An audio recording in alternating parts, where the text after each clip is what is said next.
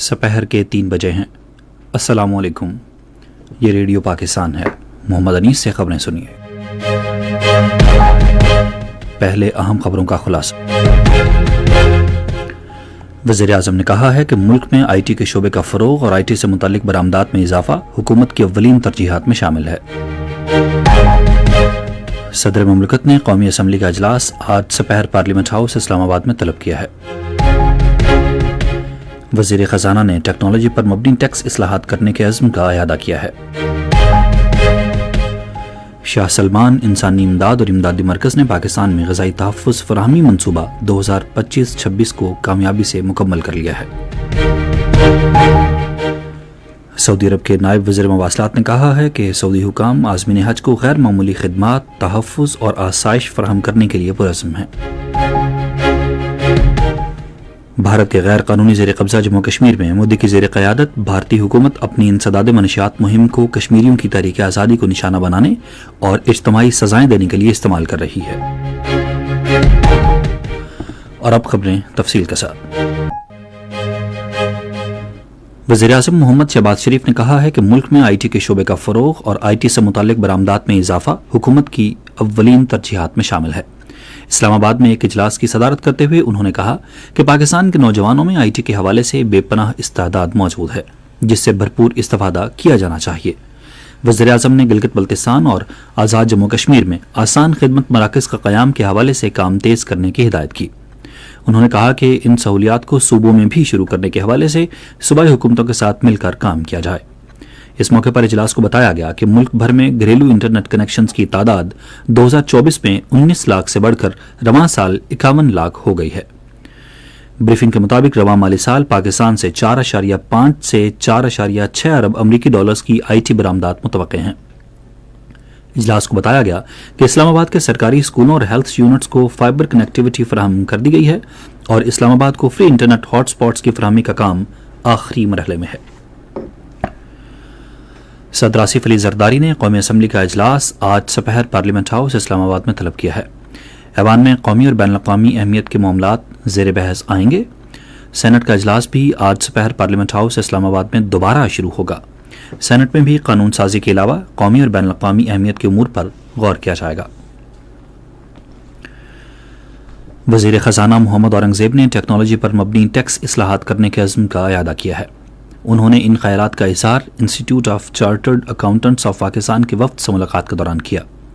وزیر خزانہ نے شفافیت کو بہتر بنانے، غیر ضروری انسانی مداخلت کو کم کرنے سمیت ٹیکس دہندگان کو سہولت فراہم کرنے کے لیے اداروں میں جدت، عمل کو آسان بنانے اور خود کار نظام کی بہتری کی اہمیت پر زور دیا۔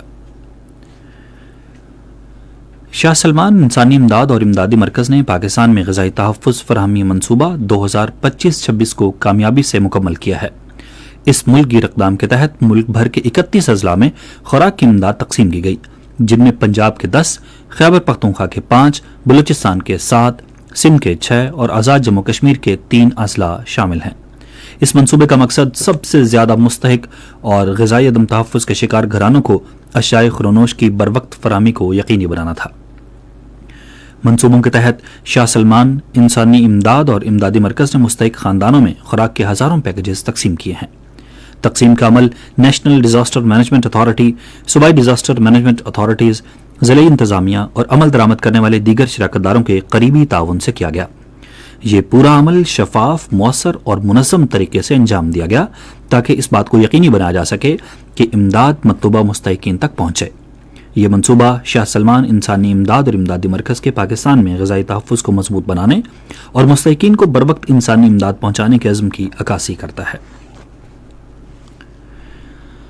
وزیر اعظم محمد شہباز شریف نے ٹوبہ ٹیک سنگھ کے رکن پنجاب اسمبلی ایوب گادھی کے ڈیرے پر فائرنگ کے واقعے کی مذمت کی ہے۔ وزیر اعظم آفس سے جاری بیان کے مطابق وزیر اعظم نے کہا کہ واقعے کی جلد انکوائری مکمل کر کے مجرمان کو کیفر کردار تک پہنچایا جائے۔ انہوں نے کہا کہ ایوب گادھی پر اپنے ڈیرے پر عوامی مسائل سنتے ہوئے حملہ انتہائی قابل تشویش ہے۔ شہباز شریف نے واقعے میں جاں بحق ہونے والوں کے لیے دعائے مغفرت کی اور زخمیوں کی جلد صحت یابی کی دعا کی۔ یہ خبریں آپ ریڈیو پاکستان سے سن رہے ہیں۔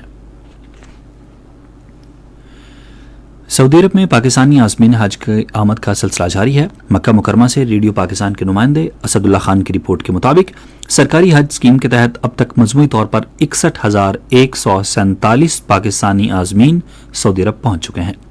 उन्होंने कहा कि आइंदा दिनों में मजीद 58,000 आज़मीन हज रवाना होने वाले हैं। हज फ्लाइट ऑपरेशन में कुल 468 प्रवासें शामिल हैं। अब तक 244 प्रवासों के जरिए 52% से ज्यादा आज़मीन को हजाज मक़दस पहुंचा दिया गया है। इनमें से 103 प्रवासें जद्दा और 141 मदीना मुनव्वरा में उतरी। पाकिस्तान से आखिरी प्रवास आइंदा जुमेरात को रवाना होगी। सऊदी अरब के नायब वज़ीर मवासलात और आगाही इंजीनियर अंस अल हुमैद ने मीडिया पर जोर दिया है कि वो आज़मीन हज में आगाही पैदा करने के लिए तामीरी किरदार अदा करें। उन्होंने आज जद्दा में रेडियो पाकिस्तान के नुमाइंदे असदुल्ला खान के साथ एक खुसूसी इंटरव्यू में कहा कि कौमी मीडिया पर जाली खबरों की रोकथाम की ज्यादा जिम्मेदारी आयद होती है। इंजीनियर अंस अल हुमैद ने कहा कि सऊदी हुकाम अल्लाह ताला के मेहमानों को गैर मामूली खिदमात, तहफ़्फ़ुज़ और आराम फराहम करने के लिए पुरअज़्म है। उन्होंने कहा कि आज़मीन को हर मुमकिन सहूलत फराहम करने का मिशन सऊदी विजन 2030 में मरकजी हैसियत रखता है, जिसका मकसद इंफ्रास्ट्रक्चर को बेहतर बनाना, डिजिटल खिदमात को हमवार करना और मुमलिकत में खुशगवार माहौल को फरोग देना है। अमेरिका में पाकिस्तान के सफीर रिजवान सईद शेख ने कहा है कि पाकिस्तान खित्ते में अपनी दिफाई, सिफारती और सियासी हिकमत अमली की बुनियाद पर इस्तेहकाम के एक अहम आमिल के तौर पर उभरा है। अपने एक इंटरव्यू में उन्होंने कहा कि मरका हक के बाद पाकिस्तान की बैनुल अक़वामी सतह पर कदर मंजिलत और सफारती साख में नुमायां इजाफा हुआ है। सफीर ने कहा कि पाकिस्तान ने मरका हक में हक़ायक़ और तदब्बुर की बुनियाद पर अपना मौक़िफ़ पेश किया, जिससे मुल्क की आलमी साख मजबूत हुई। रिजवान सईद शेख ने कहा कि पाकिस्तान आज भी पुलवामा और पहलगाम वाक़यात के सबूत मांग रहा है और दुनिया भी इसी इंतजार में है। उन्होंने कहा कि सिंतास मुआहदे में ऐसी कोई शिक मौजूद नहीं जिसके तहत इसे मुअत्तल किया जा सके। उन्होंने कहा कि पानी को हथियार के तौर पर इस्तेमाल करना जारहियत और बैनुल अक़वामी क़वानीन की खिलाफ वर्जी के मुतरादिफ होगा। सफीर ने वाज़ेह किया कि अगर पाकिस्तान के पानी या इसकी इलाकाई सालमियत को खतरा लाहक हुआ तो पाकिस्तान अपने हक़ दिफा का भरपूर इस्तेमाल करेगा। कनाडा में पाकिस्तान के हाई कमिश्नर मोहम्मद सलीम ने इस बात पर जोर दिया है कि पाकिस्तान अपनी खुद मुख्तारी और इलाकाई सालमियत के तहफ़्फ़ुज़ के लिए पूरी तरह तैयार रहते हुए इलाकाई अमन सलामती के लिए मुज़ाकरात और सिफारतकारी को तरजीह देता है। वो ओटावा में पाकिस्तान हाई कमीशन में मरका हक का 1 साल मुकम्मल होने पर मुनक़्क़िदा तक़रीब से खिताब कर रहे थे। हाई कमिश्नर ने कहा कि मरका हक की फतह इस बात की याद दहानी कराती है कि कौमें सिर्फ फौजी सलाहियत से नहीं बल्कि अवाम के अपने जायज़ हुकूक और कौमी मफादात के दिफा के पुख्ता जज्बे से मजबूत होती हैं। मरका हक का 1 साल मुकम्मल होने पर ISPR ने नया मिली नगमा तू याद रखी जारी किया है। मरका हक की फैसलाकुन कामयाबी पर मबनी यह नगमा पाकिस्तान की मुसल्लह अफ़वाज और गयूर कौम के अज़्म की नुमाइंदगी करता है। मरका हक के दौरान पाकिस्तान ने दिफाए वतन की खातिर दुरुस्तगी और ताकत का मुजाहरा करते हुए अपनी नई आलमी पहचान कायम की। रेडियो पाकिस्तान आज सपहर 3:30 पर अपने कौमी नशियाती राबते पर मरका हक के 1 साल मुकम्मल होने के सिलसिले में मुज़ाकरा सीरीज फतह हक मरका हक के तहत खुसूसी मुज़ाकरा नशर करेगा, जिसका उन्वान है मरका हक में बहैसियत सरबराह कौमी और सिफारती महाज पर वज़ीर आज़म का मुदब्बिराना किरदार। भारत के गैर कानूनी ज़ेर कब्ज़ा जम्मू कश्मीर में सियासी रहनुमाओं और कारकुनों ने कहा है कि मोदी की ज़ेर क़यादत भारतीय हुकूमत अपनी इंसदाद मनशियात मुहिम को कश्मीरियों की तहरीक आज़ादी को निशाना बनाने और इज्तमाई सजाएं देने के लिए इस्तेमाल कर रही है। कश्मीर मीडिया सर्विस के मुताबिक सियासी रहनुमाओं और कारकुनों ने कहा कि इंसदाद मनशियात की कार्रवाइयों की आड़ में कश्मीरी नौजवानों को हिरासत में लेकर उन पर सियासी लेबल लगाया जा रहा है। उन्होंने इस बात पर जोर दिया कि घरों, अराजी और ज़रिया माश को निशाना बनाने इलाके में माशी दबाव की वसी हिकमत अमली की अक्कासी करता है। ताहम उन्होंने वाज़ेह किया कि भारत को समझना चाहिए कि इज्तमाई जबर और सख्त कवानीन कश्मीरी अवाम के इंसाफ, वकार और आज़ादी के मुतालबे को दबा नहीं सकते। ढाका में पाकिस्तान के खिलाफ पहले टेस्ट मैच के चौथे रोज बांग्लादेश ने दूसरी इनिंग्स में अब से कुछ देर पहले तक 103 रन बनाए और उसके 2 खिलाड़ी आउट हुए थे।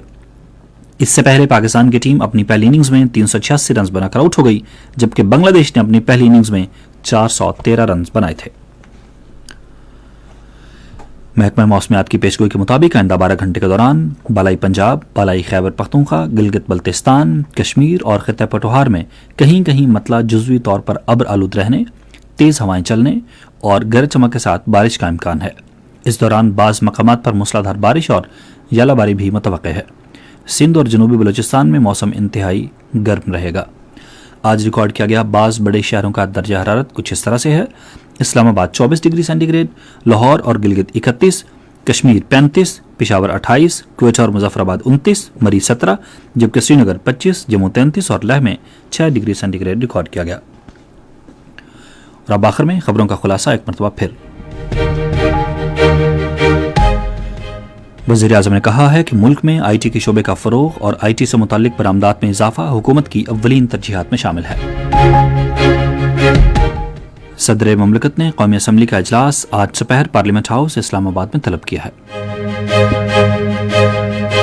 وزیر خزانہ نے ٹیکنالوجی پر مبنی ٹیکس اصلاحات کرنے کے عزم کا اعادہ کیا ہے۔ شاہ سلمان انسانی امداد اور امدادی مرکز نے پاکستان میں غذائی تحفظ فراہمی منصوبہ 2025-26 کو کامیابی سے مکمل کیا ہے۔ سعودی عرب کے نائب وزیر مواصلات نے کہا ہے کہ سعودی حکام عازمین حج کو غیر معمولی خدمات، تحفظ اور آسائش فراہم کرنے کے لیے پرعزم ہیں۔